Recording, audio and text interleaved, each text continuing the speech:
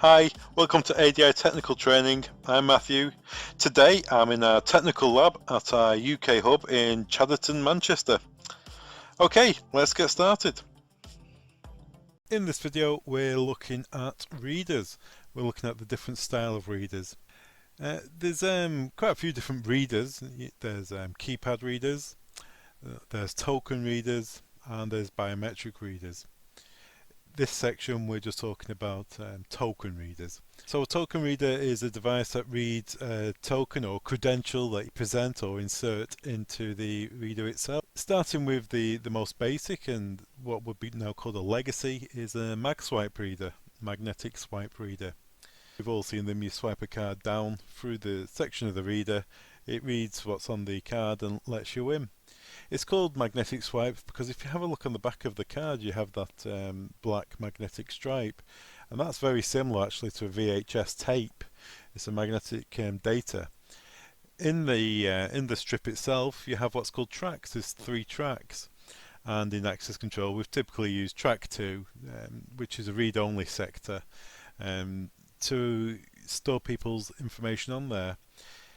It really is a very small amount of data you can put in there, maybe maximum of 26 bits of information.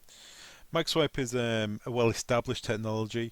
It's also used by other institutions, maybe clubs or libraries or anywhere that has a membership database.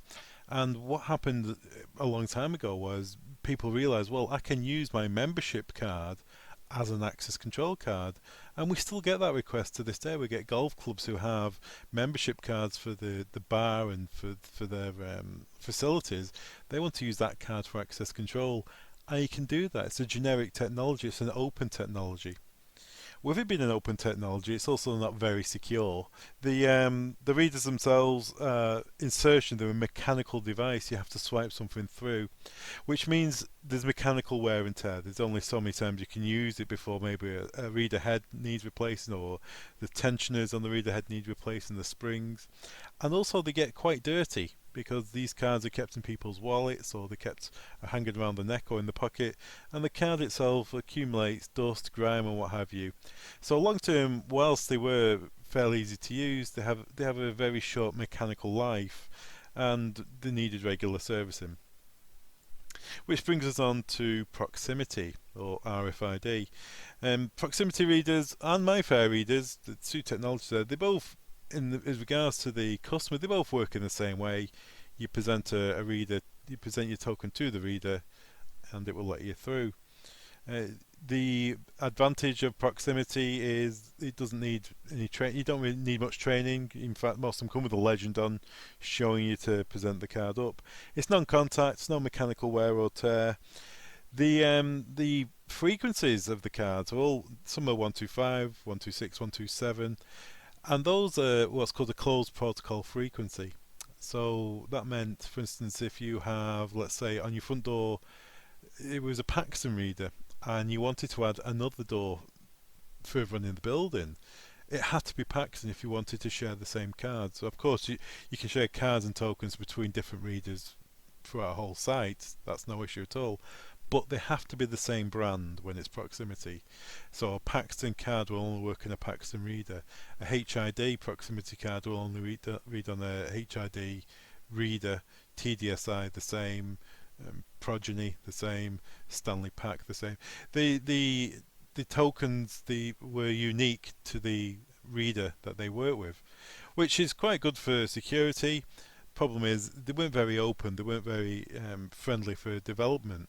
So previously when you had a MagSwipe card, you could have one card that would let you do cashless vending, it would let you have club membership details, and it would let you do access control, whereas a proximity card wasn't that flexible. And that's where the MyFair card came in. The MyFair card is an open technology. It's if it says MyFair, it can be used on any MyFair device. That's what it stands for. It's easy to use.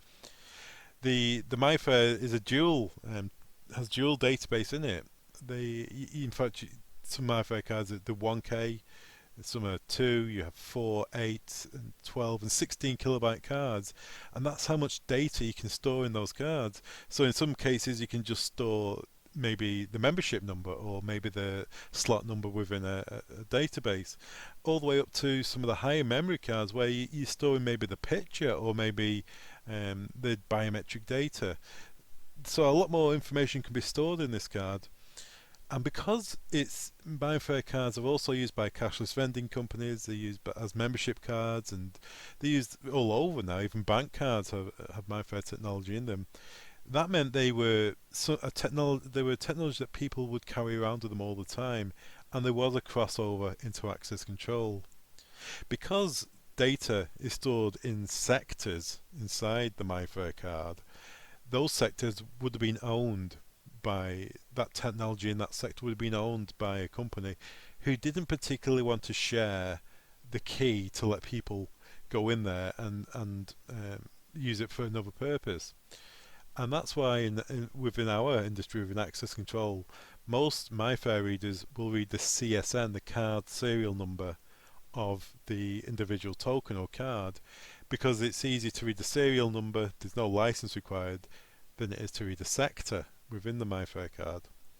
Because MyFair was so popular and so well used, an enhanced security version had to be developed, and that's called Desfire. We use Desfire quite a lot nowadays compared to the MyFair Classic in security, and it's gone through several evolutions of security: EV1, EV2, EV3. EV3 now offering pretty high encryption. So once you've got the readers, you also have your credentials. So starting with a card can be held in somebody's wallet or around the neck with a photograph on them. Cards, there's two main flavours of card. There's a clamshell card, which is the thicker, economically made card, and you have an ISO card, which is a thinner card. It's made to an ISO standard. And typically these ISO cards are the cards you would print somebody's picture on. It's if it's suitable for photo ID. Because it's ISO, they're all the same size. They're a standardized size. After that you have the fobs, proximity fobs, the MyFair fobs. These are a lot more durable, they're a lot hardier, and you can keep them on key rings. In addition to that, there's the self-adhesive labels, which you stick on other cards, and also sticky dots, which you can stick on assets. So a sticky dot is a 50 pence shaped dot. You can stick it on the back of a device like a mobile phone, you can put it on a wristband, you can put it on the back of a MagSwipe card if you wanted to, and that's just an easier way to deploy proximity tokens to people who don't necessarily want to carry more than 2 or 3 cards around with them. And as I mentioned there, you have wristbands as well, which have RFID, proximity or MyFair devices in them. And then lastly, something I didn't mention in readers is other types of readers. You have barcode readers and QR code readers. With barcode and QR code readers, the tokens themselves can be sent on a different medium. Rather than a physical device, you can send a barcode on email, or you can send a barcode on a text message, same with a QR code. And if you have the software which can admin QR codes and barcodes, then you can deploy these tokens to somebody very quickly. So say you maybe got a rental property or a gym where you're offering membership, you have a new sign-up, they want to get in straight away. Of course you could have a keypad. The problem with a keypad is that code is quickly shared. Whereas if you could just email somebody a token or send them a text message with a picture of a token on it, they would receive it on their smartphone and they can present the smartphone to the reader. Which of course brings us on to Bluetooth technology, and Bluetooth is much the same as QR code really, in that somebody, if they install the app on their phone, they could pair their phone to the reader, await for an authorization code, you'll send them that authorization code on text or email, they can enroll themselves and let themselves through.